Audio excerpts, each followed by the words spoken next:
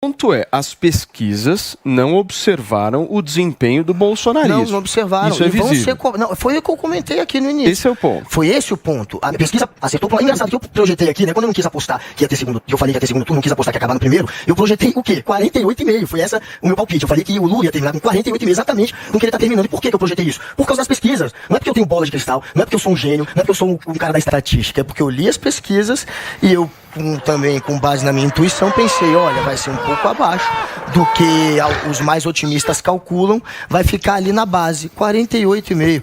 Oxe, o outro ali tá tendo uma convulsão, o que é aquilo? Que é isso? É uma convulsão? Tá tudo bem aí, tá Paulinho? Comendo pipoca, o que tá acontecendo, Paulinho? Imagens, por né? favor, explica pra gente o que aconteceu, Traduzir. hein? Isso é uma das coisas mais ridículas da história da televisão brasileira. Olha o xilique que ele tá dando. História da televisão brasileira, isso foi uma das coisas mais ridículas que eu já vi na minha vida. Não, você comendo pipoca, você tá falando?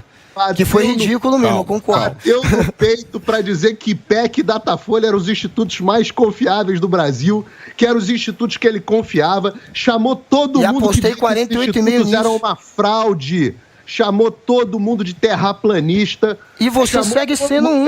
Você não lembra o que você falou? O Paraná Pesquisa como o instituto que ele menos confiava, e o Instituto Paraná Pesquisas foi o único que acertou dentro da margem de erro. Ele não sabe nem fazer conta. Corte rápido. Faca. É Tramontina. Porque a margem de erro da pesquisa do Ibope é de 2 pontos. Do Ibope PEC é de 2 pontos. E se eles apostaram 51, também não caiu dentro da margem de erro. Mas de 2 dias antes da eleição disseram 52. Meio ponto. A do Paulo Matias está correto. Eles são fracos, Hoje então eles erraram por meio ponto. Separar os homens dos meninos.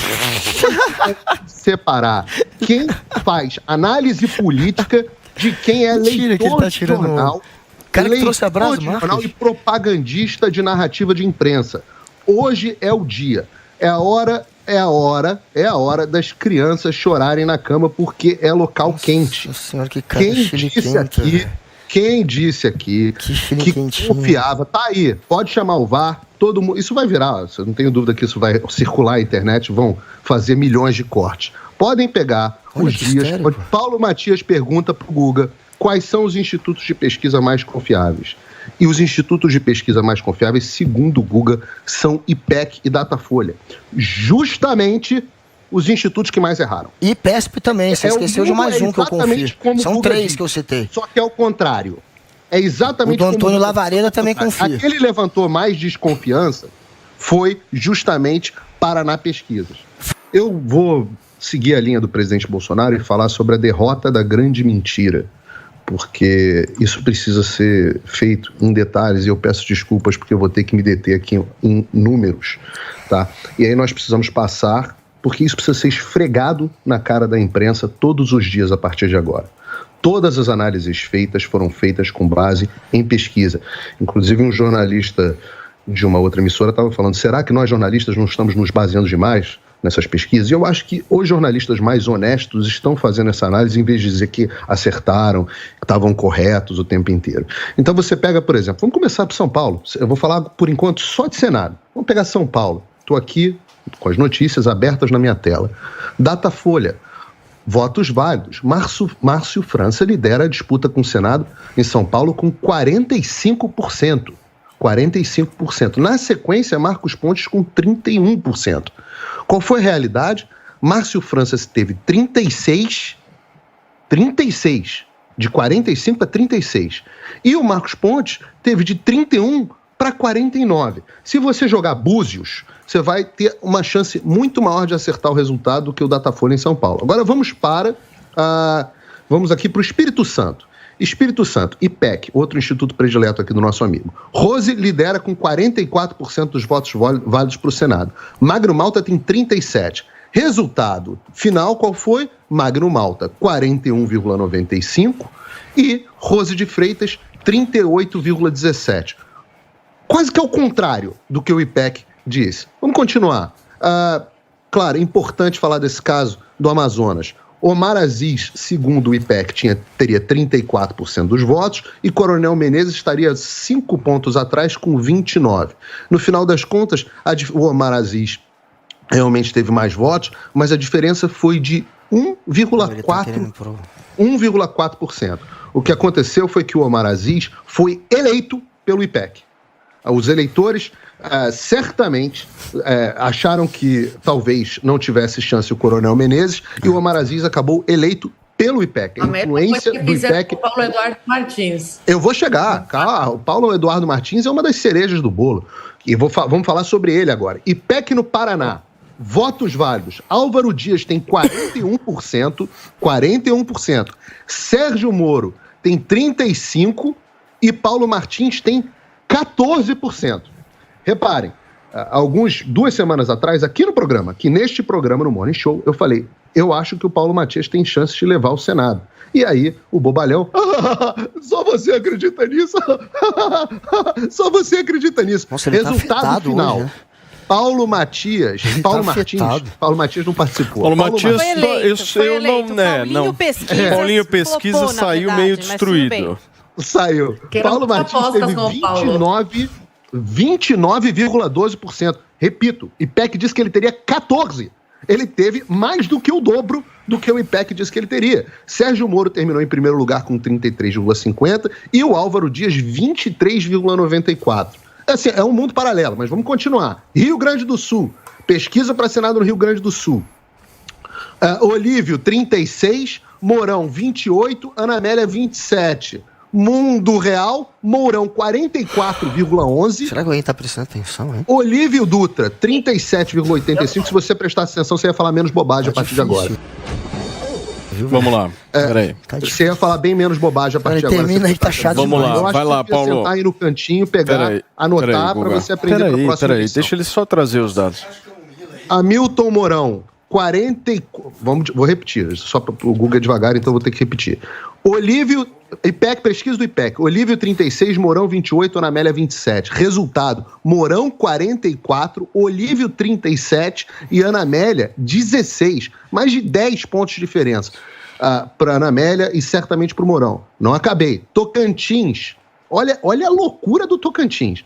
IPEC disse que estava disputado o Tocantins. Dorinha tinha 19 e Cátia Abreu tinha 18. Mundo Real. Dorinha teve 50,42 e Cátia Abreu 18,50. A Dorinha teve 30 pontos, 31, 32 pontos a mais. A margem de 32 pontos do IPEC. Agora, Rio de Janeiro. Tem que falar do Rio de Janeiro. Os 2 casos mais assombrosos são do Paraná, onde o IPEC tomou, e a Rede Globo tomaram a eleição do Paulo Eduardo Martins, trazendo voto útil para o Sérgio Moro, dizendo que Paulo Eduardo Martins não tinha chance. Isso para mim, deveria ser caso de processo judicial. Mas vamos lá, Rio de Janeiro. Rio de Janeiro precisa ser dito. Os institutos de pesquisa que diziam que... em primeiro lugar, institutos de pesquisa em conluio com o TSE. Institutos de pesquisa sequer colocaram Daniel Silveira na disputa. Sequer colocaram, embora ele estivesse nas urnas. Daniel Silveira esteve nas urnas e teve quase 20% dos votos. Ficou um pouquinho atrás do Alessandro Molon. E o Romário acabou eleito. Será que se os institutos de pesquisa tivessem colocado o Daniel Silveira na disputa e mostrado que ele tinha 20% dos votos, será que ele não teria sido eleito senador? Eu posso dizer a vocês, teria. As pessoas não votaram no Daniel Silveira apenas por causa disso. Agora, a gente tem mais, e lamento ter que me estender, mas vamos lá. São Paulo para governador. IPEC, Tarcísio, 31, 40, Haddad 41. Datafolha, Tarcísio 31, Haddad 39. Quest, Tarcísio 34, 36 Haddad. Resultado, Tarcísio 42, 35 Haddad. Rio de Janeiro, IPEC, Castro 47, Freixo 28. Datafolha, Castro 44, Freixo 35. Quest, 4,48, Castro 41. Não, do Castro foi inacreditável, né, Paulinho? No Rio de Janeiro foi inacreditável. Não, no Rio de Janeiro foi inacreditável. Foi o maior erro que teve, foi, né? O maior erro dessa eleição. Não, mas o do Rio, o erro de São Paulo foi grande. Mas o maior erro desta eleição foi assim... Rio de Janeiro. O Cláudio Castro, ninguém mostrava 20 pontos, que foi o que ele teve quase a mais, ou 15 ou 20. E o Rio Grande do Sul? Rio Grande do Sul também foi outro erro. Olha, teve... Leite 40. Posso falar? Real Time, Onix 30, 33, 43 Leite. Resultado final, Onix 37, 26 Leite. Pelo amor de Deus, gente. A diferença acabou sendo de 11 pontos pró-Onix. O IPEC, um instituto predileto aí de muita gente, dava 10 pontos por Leite. Vocês entendem? Não é que a notícia Ora, não é mais que os institutos de pesquisa passaram a errar. Eles passaram a apresentar a realidade de cabeça para baixo. Ao contrário. Basicamente, você pode pegar uma pesquisa e jogar dado, que vai dar a mesma coisa. Sim. O Brasil, peraí, Paulinho. Olha só, Paulo, só para terminar. Para fechar, o Brasil por favor. Precisa, nossos deputados e senadores, eu clamo a eles aqui nesse programa ao vivo no ar e clamo aos eleitores que peçam hoje ou amanhã comecem a coleta de assinaturas da CPI das pesquisas.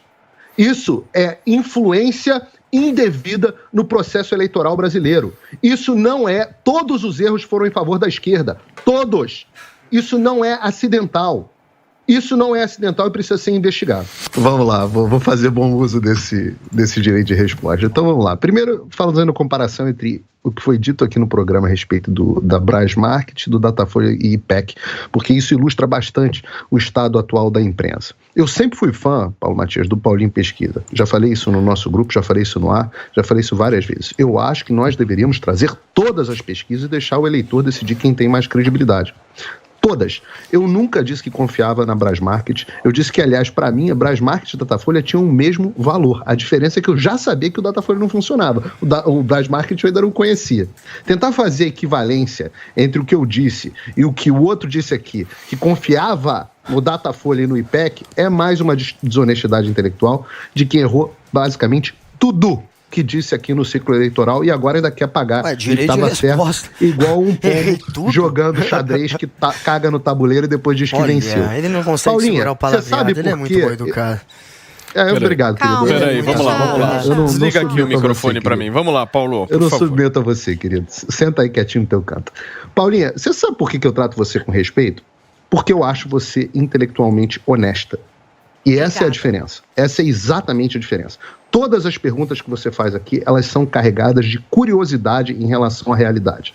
Quando você falou aqui na semana passada, mas Paulo, por que os veículos de imprensa contratariam institutos de pesquisa que erram? Os veículos de imprensa, por que eles fariam isso? E eu te respondi, porque os veículos de imprensa, que são os contratantes, eles não querem que eles acertem a realidade, eles querem que eles influenciem a realidade. E foi precisamente isso que aconteceu. Eu afirmo para você categoricamente que, e eu afirmo isso com dados, porque eu acompanhei o tracking do presidente Bolsonaro, que os institutos de pesquisa apresentaram dados incorretos, e eu estou tendo muito cuidado com as minhas palavras aqui, apresentaram dados incorretos para influenciar o eleitor em direção ao voto útil no Lula.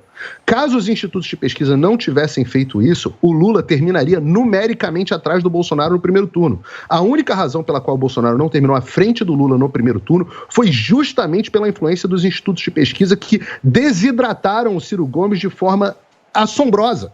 Assombrosa. E isso foi dito pelo próprio Guga aqui no programa. Pelo próprio Guga, que as pessoas estavam caminhando em direção ao voto útil. Foi dito pelo Lavareda, pelo Antônio Lavareda, de um dos institutos, acho que do IPESP ou alguma coisa assim. Então, assim, o objetivo final foi alcançado. E a prova disso é que eu garanto a você que a Rede Globo, talvez ainda neste ciclo eleitoral, e a Folha de São Paulo, continuarão contratando o Datafolha e o IPEC. Ora, se eles quisessem fazer o que você disse, apresentar a realidade para o eleitor, eles iriam atrás do instituto que errou menos. Talvez o Paraná Pesquisa, que foi descredibilizado aqui pelo nosso colega, talvez. Se fosse esse o objetivo. Ponto rápido e final. Existe, na discussão que você estava tendo com a Azul e que eu acho oportuna, existe um grande número de eleitores, neste momento na internet, desconfiados da forma como o processo eleitoral ocorreu. Eles estão desconfiados por vários motivos. Primeiro, porque o TSE fez de tudo nesse processo para não dar transparência ao processo eleitoral. De lobby no Congresso para impedir a votação do voto impresso, até mentira, que foi desmentida, inclusive, em palestra internacional do Barroso, dizendo que o voto impresso era retrocesso, que a apuração seria feita toda por voto impresso. Um bando de mentira que foi repetida pela imprensa. Então, associada a observadores internacionais que não são isentos, ex-ministro de amiguinho do Lula visitando Celso Amorim, os tais observadores internacionais. Pessoas, isso gera desconfiança. E, mais, também não deixaram e quiseram calar a discussão feita na imprensa. O único veículo de imprensa que debateu isso com honestidade em toda a mídia foi a Jovem Pan.